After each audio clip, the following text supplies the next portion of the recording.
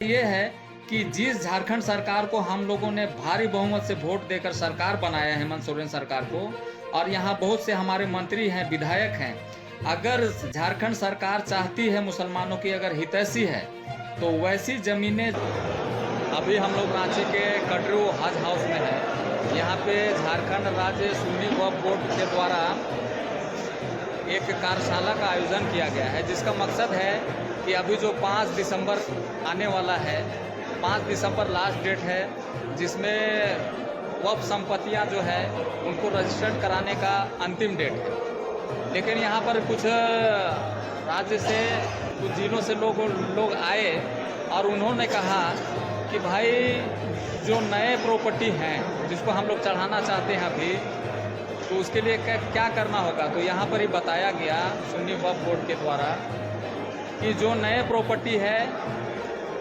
उसका अभी हम लोग यहाँ पर ही अपलोड नहीं कर रहे हैं। जो पुराने रजिस्टर्ड प्रॉपर्टी है जिसको पहले से वक्फ बोर्ड में रजिस्टर्ड कर दिया गया है, अभी 5 तारीख तक हम उन्हीं मामलों को देख रहे हैं। लेकिन यहाँ पर कुछ कन्फ्यूज़न है लोगों के बीच में, जिसको यहाँ पर क्लियर नहीं किया गया।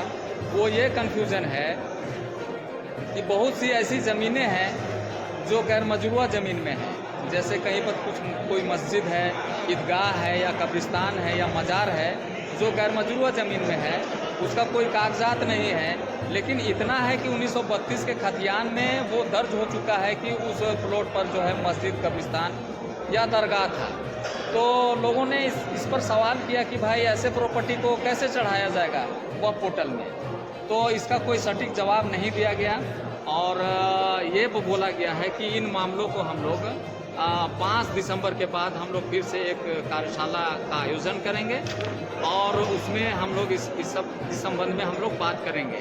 तो अभी मोटा मोटी यही कहा गया है कि जो पुराने वक्फ प्रॉपर्टी हैं अभी उन्हीं का 5 दिसंबर तक उसका रजिस्ट्रेशन करना है और जो नए मामले हैं वो 5 तारीख के बाद हम लोग देखेंगे। तो आप देख सकते हैं यहाँ पे कटरू हज हाउस है। यहाँ पे हर जिले से लोग आए हुए हैं अपने अपने मामले को लेके और मंच है, मंच में सुन्नी वक्फ बोर्ड के पदाधिकारी बैठे हैं। शुक्रिया।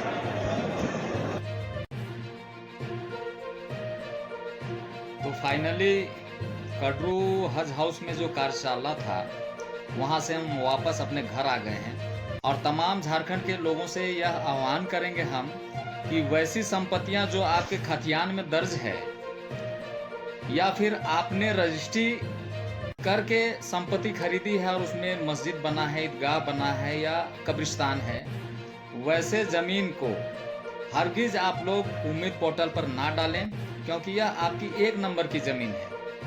खतियान में आपका दर्ज है या नहीं भी दर्ज है तो खतियान की ज़मीन में बना हुआ है, या फिर आपने मस्जिद, मदरसा, ईदगाह या कब्रिस्तान के नाम पर डीड के द्वारा आप लोगों ने ज़मीनें खरीदी हैं, तो ऐसे ज़मीन को वक्फ बोर्ड में आप मत डालिए। क्या कहे कि ये 1 नंबर का ज़मीन है, आप जानबूझ के वक्फ बोर्ड में ऐसे ज़मीन और ऐसे प्रॉपर्टी को क्यों डालेंगे। हमें वैसे ज़मीन को डालना है वक्फ पोर्टल में जो गैर मजरूआ नेचर की है।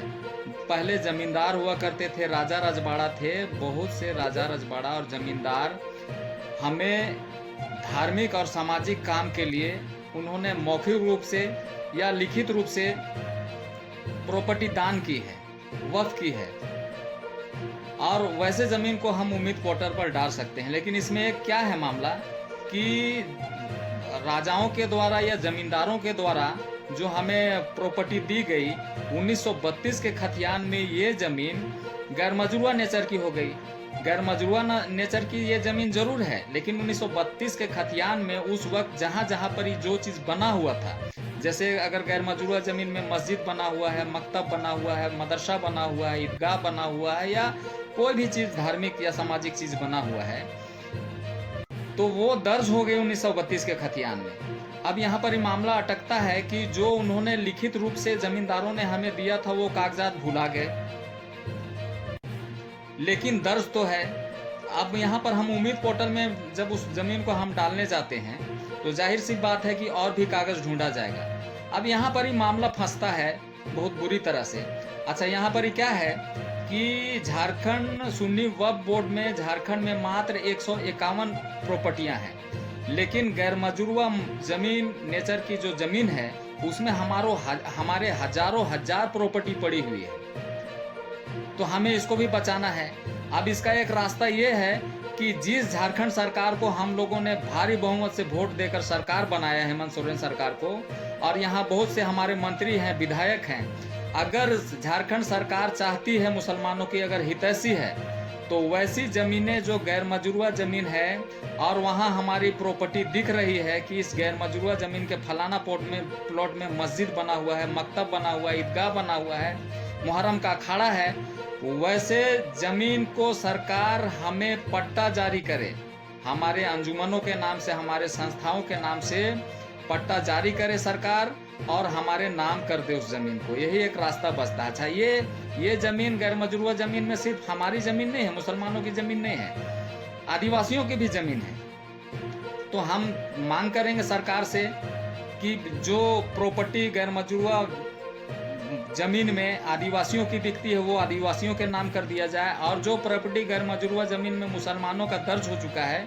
उसे मुसलमानों के नाम से पट्टा निर्गत किया जाए। यहाँ पर एक चीज़ और हम बताना चाहेंगे कि हमारे जो झारखंड के एस अली साहब हैं, बहुत हमारे लिए लड़ाई लड़ते हैं, उन्होंने सरकार से लिखित मांग भी की है कि गैर मजरूआ ज़मीन में जो मुसलमानों की प्रॉपर्टी दर्ज है आप उसका पट्टा निर्गत करें मुसलमान संस्थाओं के नाम से, अंजुमनों के नाम से। एक चीज़ और बताना चाहेंगे, हम अभी जो है कल्याण विभाग के द्वारा अभी या पहले भी बहुत सारा कब्रिस्तान ऐसा है जो बाउंड्री हुआ है, सरकारी बाउंड्री, वो सरकारी गैर मजरूआ नेचर की ज़मीन है, लेकिन वहाँ पर हमारा कब्रिस्तान है। तो जहाँ जहाँ भी कब्रिस्तान में घेराबंदी किया गया है वहाँ के जो कागजात हैं, जो सैंक्शन हुआ उसके कागजात हैं, जिसके नाम से ठेकेदारी दी गई उसके नाम से कागज़ निर्गत होता है, ये सारे कागजात को आप लोग संभाल के रखें, ये काम आएगा आने वाले दिन में। तो हम सरकार से यही मांग करेंगे और तमाम आवाम से हम जो अभी बात बताई है गुजारिश करते हैं कि जो आपकी 1 नंबर की ज़मीन है, जो खतियानी है और जो आपने रजिस्टर्ड खरीदा है, उस ज़मीन को वक्फ बोर्ड के हवाले ना करें। चलिए, शुक्रिया।